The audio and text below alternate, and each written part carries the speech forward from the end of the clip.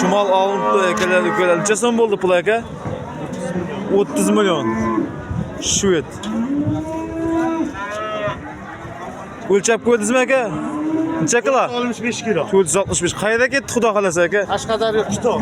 Qashqadaryo kitobga ketadi xudo xolasa. 30 milyon bo'pti. 465 kilo kelgan живой vesi. Arzon qimmat baho berasizlar xudo xolasa. Yaxshi mol ekan baho to'g'ri. Ana shu joyda olib turadilar mana. Tanig'anlar bozoradasizlar mana. Motor 200. Motor ustiga olingan mol o'lchab ko'ramiz buni.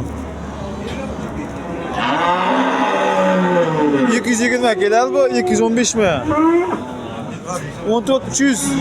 200 ming arzon bo'lsa da